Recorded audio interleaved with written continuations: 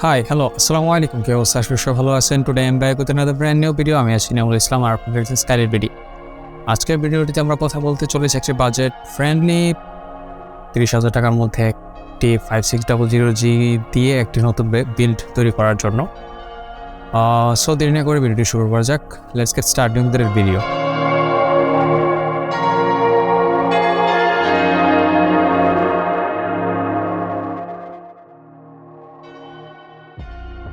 প্রথমেই কথা বলা যাক আমাদের বিল্ডের যে সিপিইউ হিসেবে ব্যবহার করতেছি সেটা হলো Ryzen 5 5600G এর একটি প্রসেসর। এই প্রসেসরটি নিয়ে তেমন কিছু বলার নেই, কারণ এই বিল্ড যে কোনো 30-45 অনেকে আবার 50,000 টাকার বিল্ডেও এই প্রসেসরটি ইউজ করেছে অনেক সময়। তো এই প্রসেসরটার পারফরমেন্স কেমন বা বাজেট ফ্রেন্ডলি কেমন, বাজেট টু পারফরমেন্স কেমন, তো এটা বোঝাই যাচ্ছে। অনেক বেশি ইউজ হওয়া 2022-23-এর মধ্যে এখনও অনেক বেশি ইউজ হওয়া একটি সিপিইউ। তো এটা নিয়ে এই সিপিইউ নিয়ে বেশি কিছু বললাম না। দেন কথা বলা যাক এর মাদারবোর্ড সেকশনকে নিয়ে। মাদারবোর্ড হিসেবে এখানে ব্যবহার করতেছি MSI A520 MA Pro এর একটি মাদারবোর্ড, যা এই বাজেটে 5600G এর সাথে খুব ভালো একটি কম্পিটিটিভ প্রাইস প্রোভাইড করতে সক্ষম হয়েছে।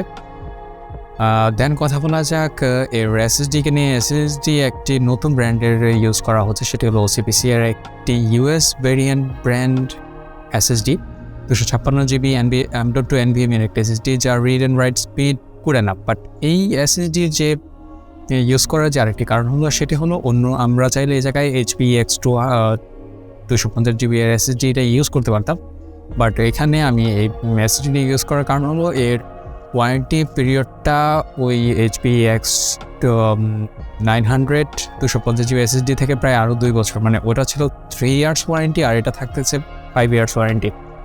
আর দেন কথা বলা যাক এর র্যামকে নিয়ে। র্যাম হিসেবে এখানে ব্যবহার করা হয়েছে সেম কোম্পানিরই OCPC এর 8GB 3200 MHz-এর আরেকটি স্টিক, যা price to performance good enough. But এই র্যামটি এখানে ইউজ করার কারণ হলো যে অনেকেই চাচ্ছে যে 2400-2500 টাকার মধ্যে একটি 8GB বিল্ড করার জন্য, বাট এখানে দেখা যাচ্ছে যে অনেক সময় এর বাজেটটা বেশি হয়ে যায়। যেমন আমরা যদি এই জায়গায় G-Skill বা অন্য কিংস্টন বা এই টাইপের র্যামগুলো যদি ইউজ করতাম তো ওইগুলোর প্রাইস 3-এর উপরে চলে যেত।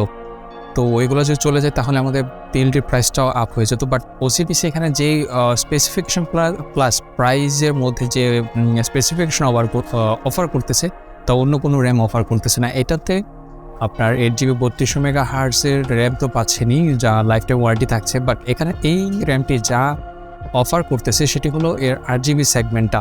8GBর সেগমেন্টের মধ্যে এই র্যামটি যে কোনো বোর্ডের সাথে মানানসই। যেমন আপনি চাইলে MSI এর মিস্টিক লাইট দিয়ে এই 8GB কন্ট্রোল করতে পারবেন, তারপর আসুসের অরাসিক, মানে অল ওভার এনি বোর্ডে আপনি এই 8GB র্যামটি স্টিক কন্ট্রোল করতে পারবেন।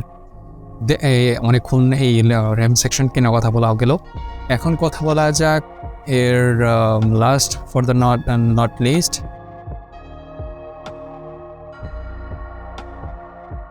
কেসিংকে নিয়ে। কেসিং হিসেবে এখানে আমরা ব্যবহার করতেছি ভেলোটপের M200, যেহেতু এটি একটি বাজেট ফ্রেন্ডলি গেমিং বিল্ড। তো এই জায়গায় আমার হাতে আর কোনো অপশন ছিল না যে অ্যারাউন্ড 2-3 হাজার টাকার মধ্যে যেটাতে PSU সহ কোনো কেসিং ইউজ করা। তো আমার হাতে অপশনই ছিল একটা, তো এটি ইউজ করা। আপনারা চাইলে আপনাদের বাজেট টেস্ট এগুলো যদি ইমপ্রুভ করেন তাহলে অন্য যে কোনো বিল্ড নিতে পারেন। বাট আমার যেহেতু টাইট বাজেট হওয়ার কারণে তাই আমার M200টি সিলেক্ট করা। বাট এই বাজেটের মধ্যে ভেলোটপের M200 যা প্রোভাইড করতেছে তা অন্য সবচেয়ে কোনো কেসিং থেকে প্রায় good value for money provide করতেছে। তো আজকে এই পর্যন্তই। Hope so like it, hope so subscribe. Thank you so much. One more thing, অবশ্যই কমেন্ট করে লিখে জানাবেন নেক্সট কোন ভিডিওতে আপনারা কী টাইপের ভিডিও চাচ্ছেন। See you next video.